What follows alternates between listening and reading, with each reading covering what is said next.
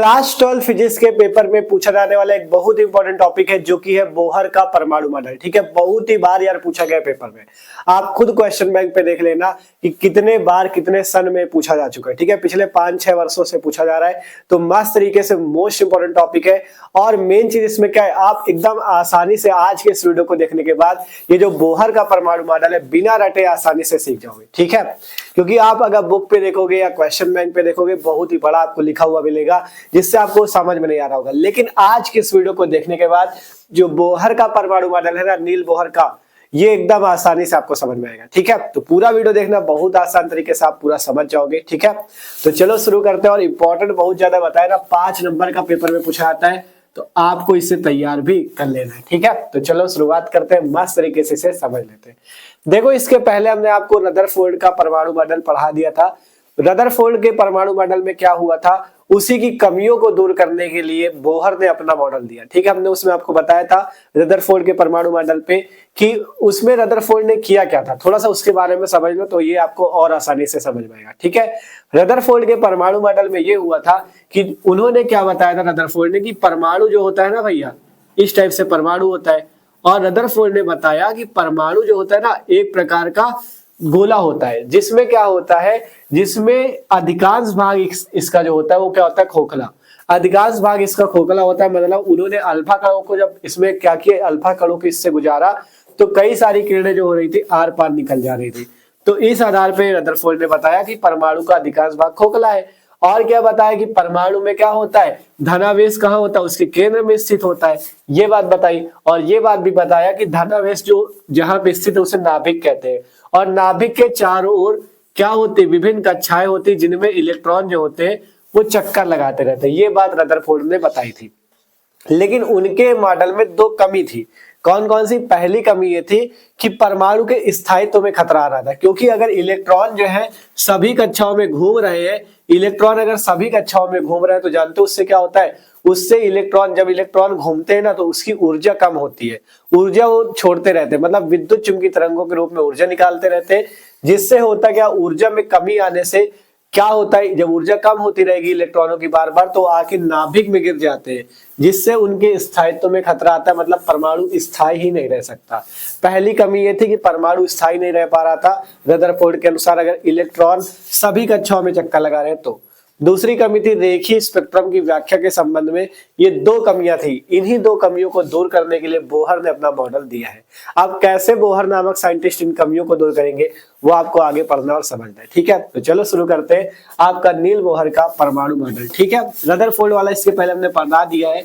अगर आप वो वाला वीडियो देखना चाहो तो उसके लिए डिस्क्रिप्शन में फिजिक्स की प्लेलिस्ट है, वहां से जाके देख सकते हो। ठीक है, तो चलो शुरू करते हैं बोहर का परमाणु मॉडल। क्या चीज है बोहर का परमाणु मॉडल, पढ़ते हैं। लिखा है, नील बोहर ने रदरफोर्ड परमाणु मॉडल में प्लांक का क्वांटम सिद्धांत लगाकर रदरफोर्ड मॉडल की कमियों को दूर किया और निम्न परिकल्पनाएं दिया। निम्न मतलब कई सारी परिकल्पनाएं दिया, वो आगे समझेंगे। ठीक है, रदरफोर्ड के परमाणु मॉडल में जो कमियां थी उसको किसने दूर किया, नील बोहर नामक साइंटिस्ट ने। और किया क्या, इसमें प्लांक का क्वांटम सिद्धांत लगाया। प्लांक का क्वांटम सिद्धांत थोड़ा सा समझ लो। प्लांक के क्वांटम सिद्धांत पे ये होता है कि इसमें प्रकाश को क्या माना जाता है, इसमें माना जाता है कि प्रकाश जो होता है ना, ऊर्जा के छोटे छोटे बंडलों या पैकेट के रूप में चलता है। यही आपका क्या है, प्लांक का क्वांटम सिद्धांत। ठीक है, तो इसी आधार पर क्या किया है, बोहर ने रदरफोर्ड के मॉडल में अपना प्लांक का क्वांटम सिद्धांत लगाया और उनकी कमियों को दूर किया। ठीक है, और इसमें कुछ परिकल्पनाएं दिया है। कौन कौन सी परिकल्पनाएं दिया है, एक एक करके हम लोग यहां से समझते हैं। पहली परिकल्पना क्या है, पहली परिकल्पना बोहर ने यह बताया कि जो परमाणु में कहा गया ना कि जो परमाणु है, पहली बात तो बताई, परमाणु के केंद्र में नाभिक होता है जिसमें प्लस आवेश होता है ना। अब रदरफोर्ड ने बताया था कि सभी कक्षाओं में इलेक्ट्रॉन घूमते हैं, लेकिन बोहर ने कहा सभी कक्षाओं में इलेक्ट्रॉन नहीं घूमते। इलेक्ट्रॉन केवल उन्हीं कक्षाओं में घूमते हैं जिनमें उनका कोणीय संवेग, जिनमें उनका कोणीय संवेग कितना होता है, कोणीय संवेग। बोहर ने बताया कि जिनमें उनका कोणीय संवेग कितना होता है, NH/2π। जिनमें उनका कोणीय संवेग NH/2π होगा, केवल उन्हीं कक्षाओं में आपका इलेक्ट्रॉन घूमेंगे। ये बात किसने बताई, नील बोहर ने।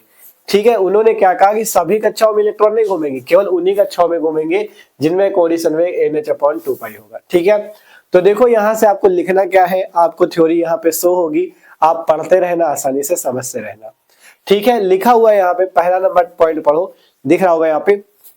पहला पॉइंट ये है, इलेक्ट्रॉन केवल उन कक्षाओं में, इसके बाद आपको लिख लेना, कॉपी में नोट कर लेना। ठीक है, पहला पॉइंट है, इलेक्ट्रॉन केवल उन कक्षाओं में चक्कर लगाते हैं जिनमें उनका कोणीय संवेग h/2π का पूर्ण गुणज हो। पूर्ण गुणज का मतलब NH/2π हो। ठीक है, n क्या हो जाएगा, पूर्ण गुणज के लिए लगेगा, और n की वैल्यू यहाँ पे क्या होगी, अगर 1 रखोगे तो पहली कक्षा के लिए मिल जाएगा, 2 रखोगे तो दूसरी कक्षा, 3 रखोगे तो इस टाइप से 1 2 3 रख सकते हो।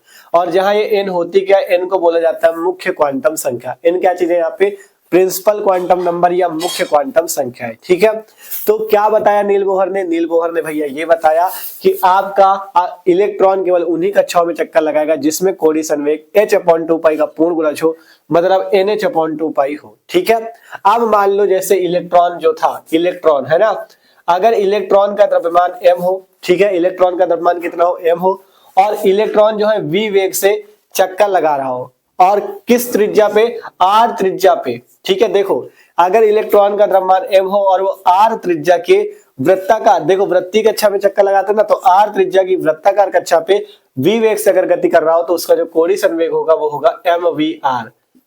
कितना होगा, mvr। तो यहां से देखो m क्या उस इलेक्ट्रॉन का द्रव्यमान, v क्या है वेग, r क्या है त्रिज्या, तो यहां से आएगा mvr क्या है, कोणीय संवेग। और बोहर ने बताया क्या, NH/2π होगा कोणीय संवेग, तो यहां पर से आ जाता है mvr बराबर NH/2π। ये आपको केवल समीकरण लिखना है बस।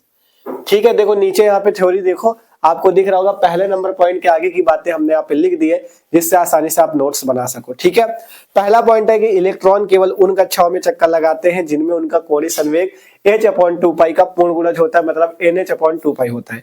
इसके आगे हमने लिखा, यदि m द्रव्यमान का इलेक्ट्रॉन r त्रिज्या की कक्षा में, त्रिज्या की कक्षा कैसी होती है, वृत्ताकार ना, तो r त्रिज्या की कक्षा में v वेग से अगर गति कर रहा है तब उसका कोणीय संवेग कितना होगा, mvr। m इलेक्ट्रॉन का द्रव्यमान, v उसका वेग और r उसकी त्रिज्या होगी। ठीक है, और mvr किसके बराबर होगा, NH/2π के, क्योंकि बोहर ने बता दिया कोणीय संवेग NH/2π होगा। तो यहां से mvr बराबर कितना आया, देखो लिखा ना बोहर के अनुसार कोणीय संवेग mvr बराबर NH/2π। जहां n क्या है, n का मान आप 1 रख सकते हो, 2 रख सकते हो, 3 रख सकते हो, 4 रख सकते हो, n बराबर 1 2 3 4 डैश डैश आप आगे तक की वैल्यू रख सकते हो। ठीक है, n है क्या चीज, नीचे लिखा n, यहाँ पे क्या है, मुख्य क्वांटम संख्या है। ठीक है, तो ये पहला पॉइंट है, आप आसानी से इसको नोट्स में लिख सकते हो। ठीक है, पहला पॉइंट समझ गए। अब दूसरा पॉइंट देखो, पहला हो गया ना, इसे नोट कर लेना, स्क्रीनशॉट कर लो। अब दूसरा पॉइंट देखो, दूसरा पॉइंट, दूसरे पॉइंट पे लिखा हुआ है कि स्थायी कक्षा, स्थायी कक्षा कौन सी, स्थायी कक्षा वही होगी जिसमें कोणीय संवेग इतना आ रहा है। ठीक है, तो स्थायी कक्षा में घूमता हुआ इलेक्ट्रॉन ऊर्जा उत्सर्जित नहीं करता। बोहर ने बताया कि स्थायी कक्षा में जो घूमता हुआ इलेक्ट्रॉन है वो ऊर्जा उत्सर्जित नहीं करता। अब जब ऊर्जा उत्सर्जित नहीं करता तो परमाणु का स्थायित्व बना रहता है, लेकिन जब रदरफोर्ड ने बताया था ना तो उसमें ऊर्जा उत्सर्जित कर रहा था, जिसकी वजह से परमाणु के स्थायित्व में खतरा आया। लेकिन नील बोहर ने बताया कि जब स्थायी कक्षा वो होगी जिसमें कोणीय संवेग क्या होगा, mvr बराबर NH/2π। तो जब इसमें घूमेगा ना कौन, इलेक्ट्रॉन, तब क्या होगा, वो ऊर्जा उत्सर्जित नहीं करेगा, जिससे क्या दिक्कत नहीं आएगी, जिससे परमाणु के स्थायित्व में दिक्कत नहीं आएगी। तो दूसरा पॉइंट ये वाला नोट कर लेना कि स्थायी कक्षा में घूमता हुआ इलेक्ट्रॉन ऊर्जा उत्सर्जित नहीं करता, अतः परमाणु का स्थायित्व तो बना रहता है। ठीक है, तो दूसरा पॉइंट ये लिख लेना, दूसरा हो गया। अब तीसरा पॉइंट देखो, तीसरा पॉइंट लिखा है कि जब परमाणु को किसी कारणवश, बहुत बड़ी बात लिखी है, अगर मान लो परमाणु में किसी कारण से हम बाहर से क्या देते, ऊर्जा देते, एनर्जी देते।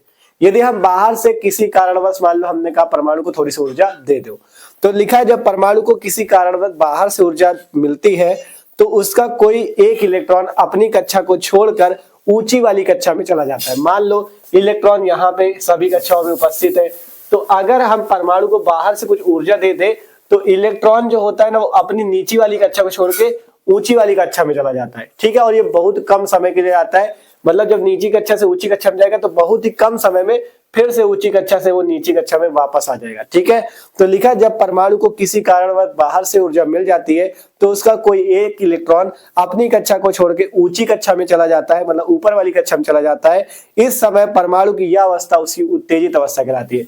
मतलब जब परमाणु को हमने बाहर से ऊर्जा दिया तो ये इलेक्ट्रॉन जो नीचे कक्षा का था ना, ये अपनी कक्षा को छोड़ के ऊंची वाली कक्षा में थोड़ी देर के लिए चला जाता है, और जब नीची कक्षा को छोड़ के ऊंची कक्षा में जाता है तो ये कहलाती है इलेक्ट्रॉन की उत्तेजित अवस्था की। इलेक्ट्रॉन जो है उत्तेजित अवस्था में, अपनी कक्षा को छोड़ के ऊपर वाली कक्षा में आ गया, ठीक है।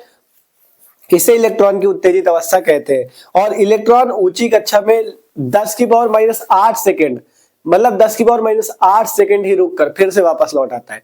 10⁻⁸ मतलब कितना कम समय है, तो एकदम मान लो जाता है तुरंत लौट आता है, बहुत ही कम समय में, ठीक है। तो कहा गया इलेक्ट्रॉन ऊंची कक्षा में 10⁻⁸ सेकेंड रुक कर पुनः अपनी कक्षा में वापस लौट आता है। मतलब यहाँ से ये 10⁻⁸ सेकेंड रुक के फिर से अपनी कक्षा में वापस लौट आता है, ठीक है। बहुत ही कम समय रुकता है, एकदम जाता है तुरंत लौट आया, है ना, लौट आता है। और लौटते समय विद्युत चुंबकीय तरंगों के रूप में ऊर्जा उत्सर्जित करता है। लौटते समय क्या करता है, विद्युत चुंबकीय तरंगों के रूप में ऊर्जा को उत्सर्जित करता है। ये बात आपको लिख देती, ठीक है। फिर इसके बाद यहां से माना गया आगे कि यदि, इतना हो गया ना, इसको नोट कर लेना। अब यहां से माना गया यदि, क्या माना गया, यदि मान लो, यदि आप लोग क्या मान लो कि ऊंची, जब ये नीची कक्षा से ऊंची कक्षा में गया, यदि ऊंची कक्षा में इलेक्ट्रॉन की ऊर्जा E2 हो और नीची कक्षा में इलेक्ट्रॉन की ऊर्जा कितनी हो, E1 हो, ठीक है। ऊंची कक्षा में इलेक्ट्रॉन की ऊर्जा E2 हो और नीची कक्षा में इलेक्ट्रॉन की ऊर्जा कितनी हो, E1 हो, तो आइंस्टीन का आपने एक समीकरण पढ़ा है, कौन सा, E बराबर hν, ये पढ़ा था ना उसमें, विकिरण तथा द्रव्य की द्वैत प्रकृति वाले पाठ में। E बराबर hν, है ना। H क्या है, प्लांक नीतांक, क्योंकि प्लांक का जब आपने क्वांटम सिद्धांत लगाया तो प्लांक नीतांक तो आएगा। न्यू क्या है, आवृत्ति, H है प्लांक नीतांक, न्यू है आवृत्ति, तो E क्या है, ऊर्जा, ऊर्जा बराबर hν, है ना।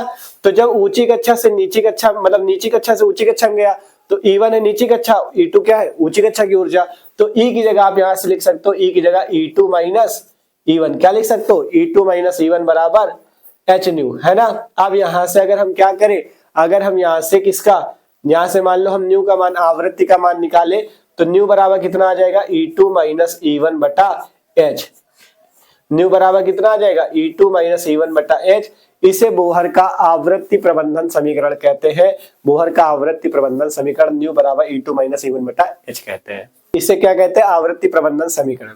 तो देखो इसकी नोट्स यहाँ पे आपको दिख रही होगी इसके आगे की, कि यदि ऊंची, उसी के आगे लिखना, तीसरा पॉइंट जो भी लिखा है ना उसी के आगे लिख लेना, यदि ऊंची कक्षा में इलेक्ट्रॉन की ऊर्जा E2 तथा नीची कक्षा में इलेक्ट्रॉन की ऊर्जा E1 है, तब उत्सर्जित विद्युत चुंबकीय तरंगों की आवृत्ति के लिए जो ऊर्जा का सूत्र होगा वो होगा E बराबर hν, है ना। और hν बराबर हमने E की जगह क्या लिख दिया, E2 माइनस E1, E की जगह क्या लिख दिया, E2 माइनस E1, तो hν बराबर क्या आया, E2 माइनस E1, और यहां से न्यू का मान निकालोगे तो न्यू बराबर हो जाएगा E2 माइनस E1 बटा H, जहां H क्या है, प्लांक नीतांक, और प्लांक नीतांक का मान होता है 6.6 गुणे 10 की पावर माइनस 34 जूल सेकंड। आगे हमने मान भी लिख दिया है, ठीक है। और नीचे लिखा है इसे बोहर का आवृत्ति प्रबंधन समीकरण कहते हैं, ठीक है। बस इतनी ही बातें आपको लिखनी होती है और आसानी से आप सारी चीजें लिख सकते हो, ठीक है।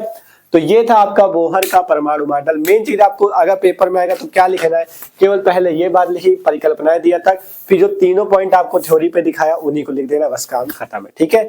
चित्र यहाँ पे बनाने की जरूरत आपको नहीं, अगर चाहो तो बना देना, इसे छोटा सा, है ना, यहाँ पे इस टाइप से बना देना। ये परमाणु है, यहाँ पे नाभिक दिखा देना प्लस का, और इसके चारों ओर कक्षाएं दिखा देना जिसमें इलेक्ट्रॉन दर्शा देना, है ना। बस इस टाइप से छोटा सा चित्र बना देना और कुछ नहीं करना, ठीक है। और जो बातें, तीनों बातें बताई उनको लिख देना। आसानी से आपके जो 5 नंबर है, 5 नंबर आसानी से आपके पक्के हो जाएंगे, ठीक है। तो ये था बोहर का परमाणु मॉडल। आशा करते हैं सबको पूरा मस्त तरीके से समझ में आया। तो वीडियो अच्छा लगा हो तो लाइक कर लेना। हमने कहा था एकदम आसानी से समझा देंगे, रटना एकदम नहीं पड़ेगा, ठीक है। तो वीडियो अच्छा लगा लाइक कर लो, और जो लोग चैनल पे ना हो सब्सक्राइब कर लो, क्योंकि यहाँ पे इसी टाइप से मस्त तरीके से तैयारी चलेगी क्लास 12 के सभी सब्जेक्ट की, ठीक है। तो मस्त तरीके से, और कमेंट करके सबको जरूर बताना है कि वीडियो आपको कैसा लगा, समझ में आया कि नहीं।